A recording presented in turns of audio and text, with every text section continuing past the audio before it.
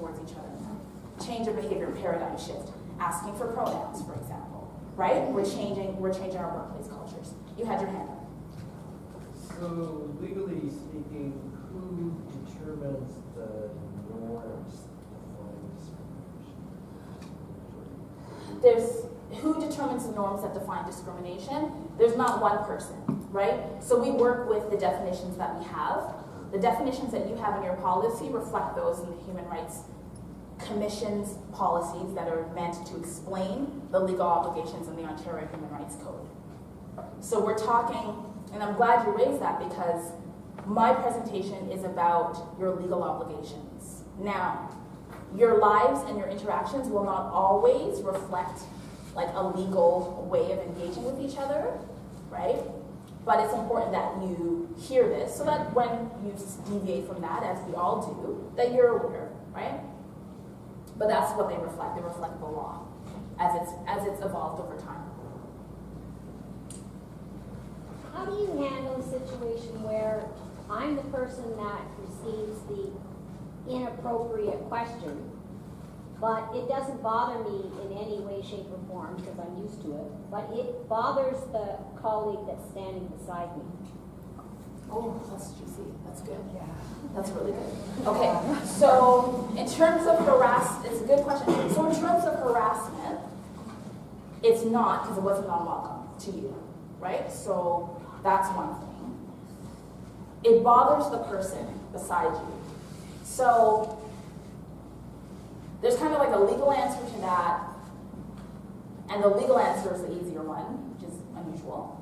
So the legal answer is that there is in the code a person can allege that they've been discriminated against because of their association with someone else, or that the discrimination that someone else has experienced is affecting them in some way.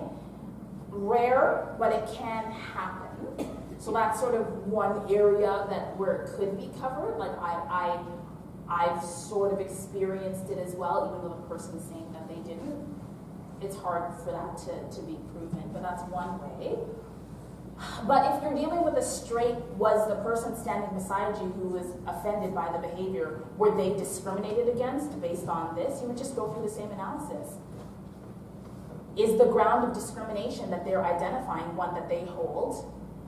Were they denied a benefit? Were they treated negatively? And if the answer to that is no ground of discrimination, no negative treatment, then the test for discrimination wouldn't be met. Now, were they uncomfortable? Possibly.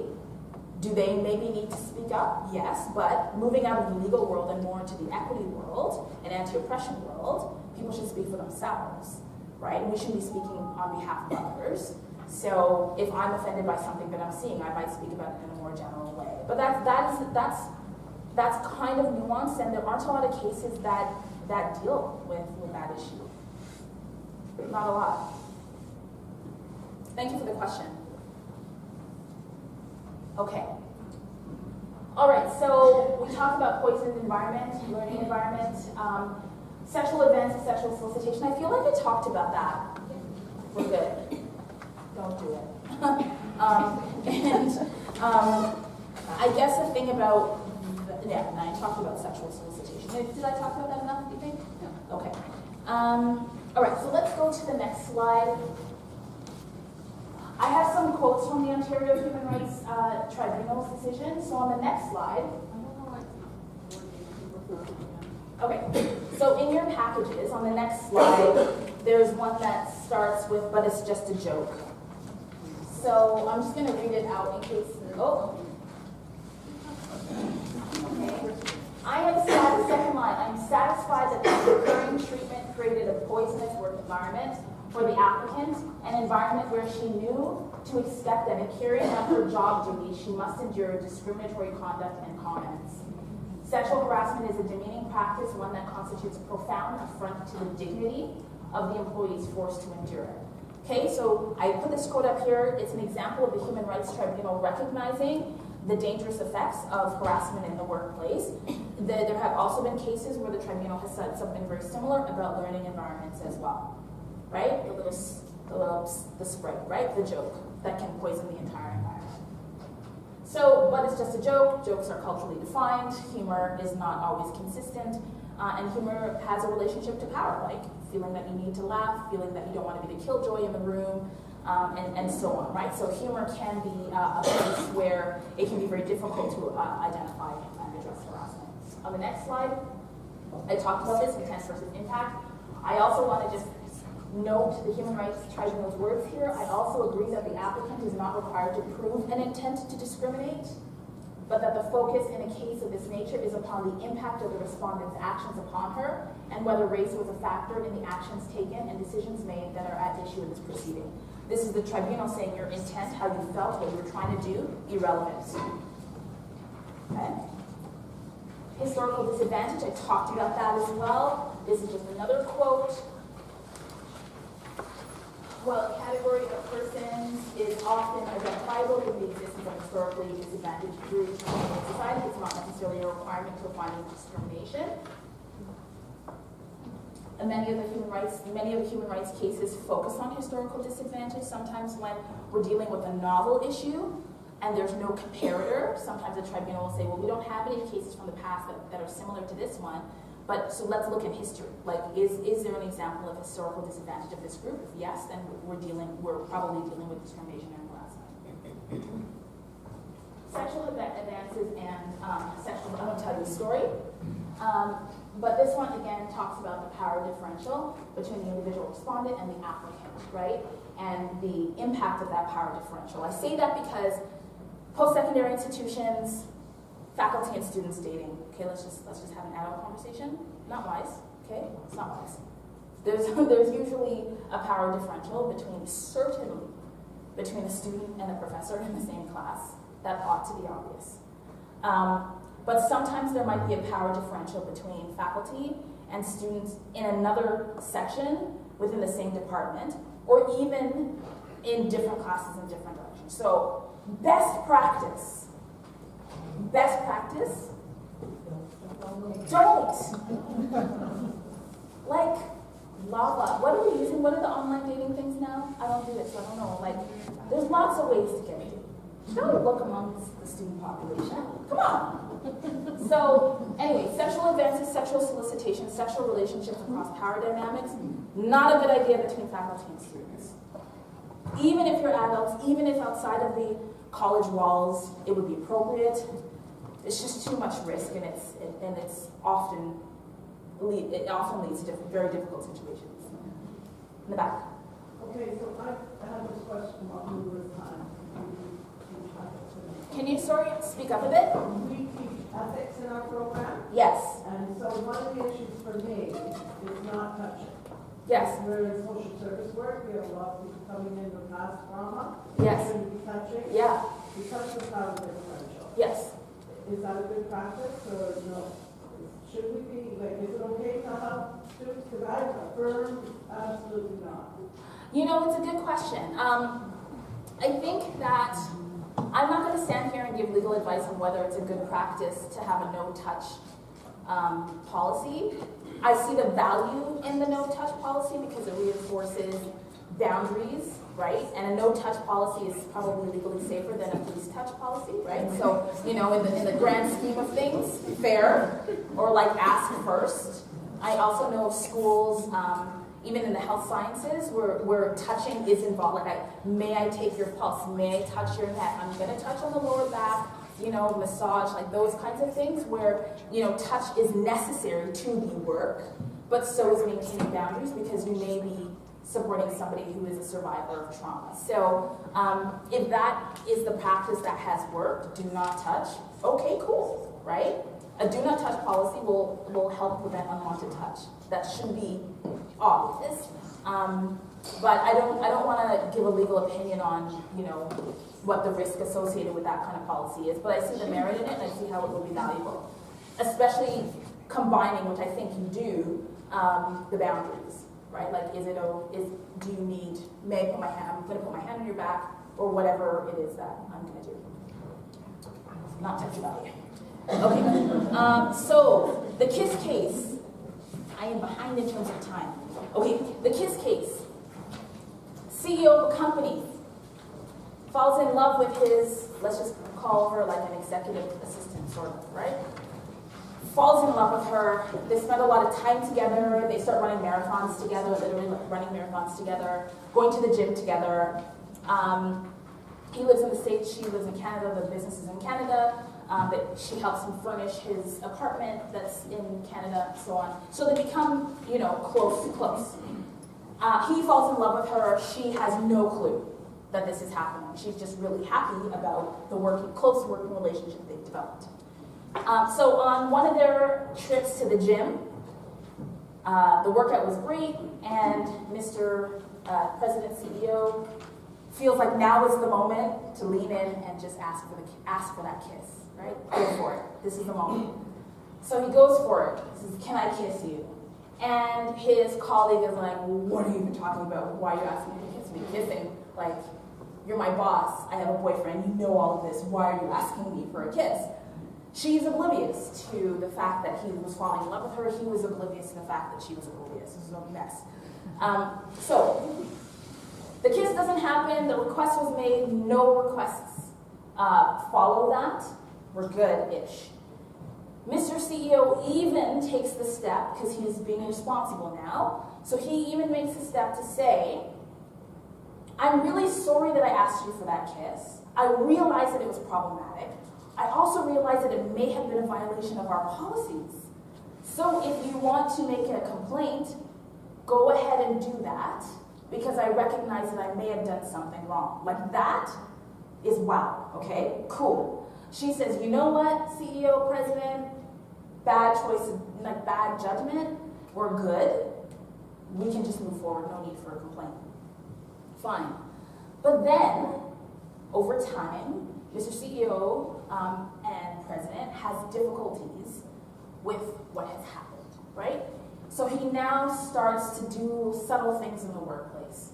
He stops inviting her to the trips to New York and all those other places. He stops inviting her to trade shows where she would be able to make connections and so on. He stops inviting her to top-level meetings where she would ordinarily be there and have the opportunity to build relationships with people higher in the organization. He stops doing those things. He stops their one-on-one meetings together. He starts speaking to her in a very clipped manner, right? So his behavior starts to change. He starts to pull away. So she realizes something's going on. She files a human rights application. The grounds are sexual harassment, sexual advance, solicitation, and reprisal.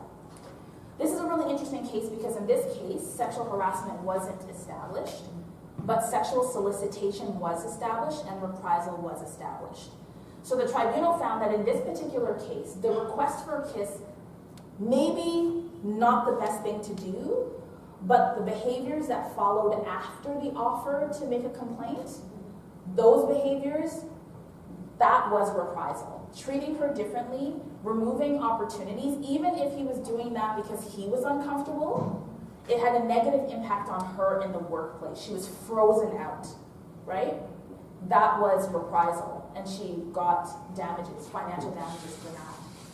Also, the fact that there's a positional power difference between the two of them, her being a sort of acting as a bit of an executive assistant and him being a CEO and president, that power dynamic meant that the request for a kiss within that context of power was a violation of the code. Not necessarily the sexual harassment, but the sexual advance. It was an advance. It was solicitation made by someone who had the power to confer or withdraw a benefit from the applicant. Why is that important? Faculty member dates student. Things are great. Talk of marriage. Butterflies and rainbows. Everything is great, right? We're good. Facebook status no longer says it's complicated. It says in a relationship, right? Good. Break up. Because things happen, right? Break up. Facebook status now, it's complicated, right? Now we have changes in the dynamic in the workplace. People know about the relationship. People are acting a little bit different. How can a faculty member in that particular situation claim that there's no impact on the particular student, right? It's not possible that would necessarily happen, right? And so one of the things that we talk about is that relationships start and they end, right? And when they start and they end between people in differential power relationships, even if there's no unwelcome behavior, even if it's a behavior between two adults, there will be an impact in the power dynamic between those two individuals. Which is why it's in Jerry, best practice, don't, right? Warn your colleagues, not a good idea to do it. But also from the legal perspective, a sexual relationship between a person who has the power to withdraw or confer a benefit can be found to be a violation of the code, even if there's no harassment found, okay? Even if there's no harassment, even if the behavior was all welcome, it could still be found to be a violation of that. Do you understand the distinction that I'm making? Okay. All right, so we have 20 minutes. I've given you a very lengthy scenario. I'm going to ask you, Martha, what your thoughts are, because the scenario is lengthy, and there is one more substantive slide to go through. You want to do the substantive slide first and then cover what we can? Or is there even enough time? Like, is 20 minutes too much? Is 20 minutes enough for you to do a substantive slide? Yeah, it is. Let's do the substantive really quickly. Can you just skip over to, in your package it would be number 33 if you have numbers, but it says what constitutes a reasonable response. It's got 4 boxes. So what I just want to say here is the reason I included this slide for you is because the college has an obligation under the Ontario Human Rights, thank you, go back one. The college, thank you, has an obligation to respond reasonably to allegations of discrimination and harassment. But what's reasonable, right? We see the word reasonable all the time. According to the tribunal, what's reasonable is 1, awareness of what discrimination and harassment are. You did that today. Awareness of your complaint policy. You sort of reviewed it today. Mechanisms training, right? So that's a part of a reasonable response. 2, resolution of a complaint. So the college has an obligation to resolve complaints. You've got procedures in your policies that set out expectations on how complaints will be resolved.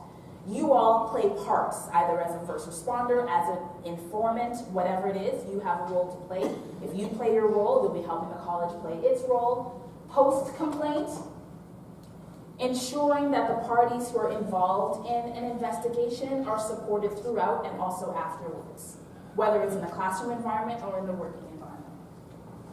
The standard is reasonable, not perfect. Organizations, individuals, we will make mistakes. The point is that an effort is made to act in a prompt, serious manner that reflects the integrity of the promise that is made to students, the right to learn, the right to an education, the right to a respectful environment, and also to employees.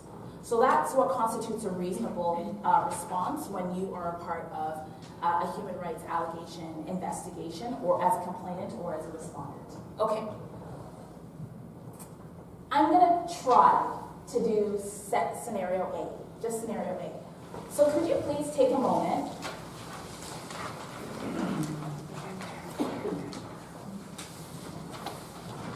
Scenario A is 1 page. We'll take it up together.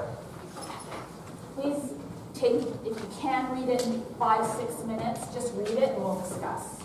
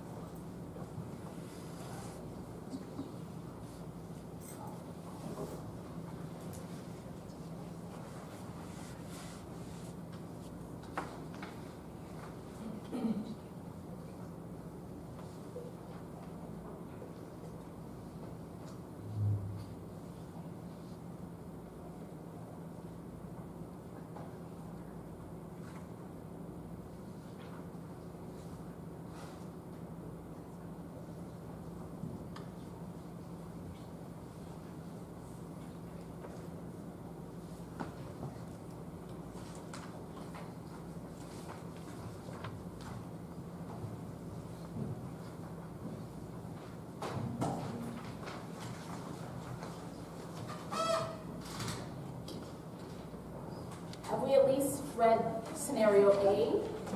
Can you just put your hand up if you're able to show that you finished reading scenario A? Okay. So in the interest of time, we have 15 minutes left in the presentation. All right, we're not doing small groups, big lie. So, name some issues. There may be no issues, but there might be more. So, go ahead. Sorry? Classroom management as an issue, okay. Maybe protocols in the classroom. Pardon? No protocols in the classroom prior to this event. No protocols in the classroom prior to the event. Okay. Anything else? Videotaping the presentation, yes. Posting online. Posting without permission. Direct harassment from other students. Direct harassment from the other student. Bernie, harassing Lucia. Okay. Pardon? Other way. And Alicia harassing Bernie or other students?